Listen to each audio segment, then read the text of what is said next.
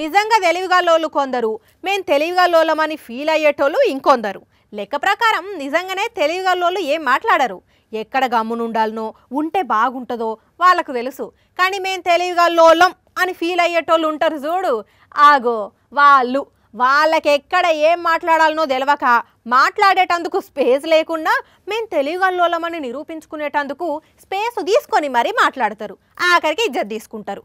ఇప్పుడు ఇగో నవ్వుల నాగబాబు పరిస్థితి అట్లనే అయింది.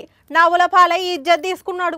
నవ్వుల నాగబాబుకు సినిమా జీవి ఆర్జీవి సారు నవ్వుకుంటూనే సురుక పెడితే పాపం నవ్వాలనో ఏడవాలనో అర్థం కాని పరిస్థితి అయింది బాబుది. ఇంతకు మ్యాటర్ ఏంటంటే, డైరెక్టర్ రామ్ గోపాల్ వర్మ తల తీసుకొచ్చిస్తే ₹1,00,00,000 ఇస్తానని ఒక లీడర్ సంచలన కామెంట్లు చేస్తే దాని మీద కన్లెరా చేసిన ఆర్జీవి పోయి పోలీసులకు కంప్లైంట్ చేసిండు కదా. అగో ఆ ముచ్చట మీద తనకు స్పేస్ లేకున్నా తీసుకున్న నాగబాబు, ఆర్జీవి గారు మీరు భయపడకండి, మీ జీవితానికి ఏం డోకా లేదు, మీ ప్రాణానికి ఏ అపాయం వాటిల్లదు అని నేను మాటిస్తున్నాను. ఎందుకంటే ఏ పనికి మాలిన వెధవ మీకు ఎటువంటి హాని తలబెట్టడు. హీరో విలన్ కొట్టుకుంటే మధ్యలో కమిడియన్ ఎవరు పట్టించుకోరు, చంపరు అని పంచులు ఇచ్చిందే గాక ఓడ్కా వేసి గమ్మున వండుకోమని సలహా ఇచ్చేసరికి పట పండ్లు కొరికిన రాము సారు అదే రేంజ్లో కౌంటర్ ఇచ్చి పడేసిండు.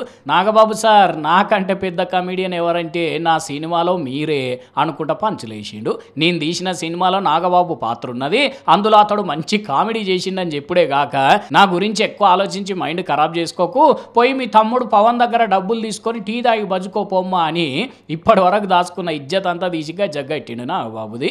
అయినా ఈ నాగబాబు సార్ కూడా పోయి ఆర్జీవి సార్తో ఎందుకు పెట్టుకుంటాడో ఏందో కదా.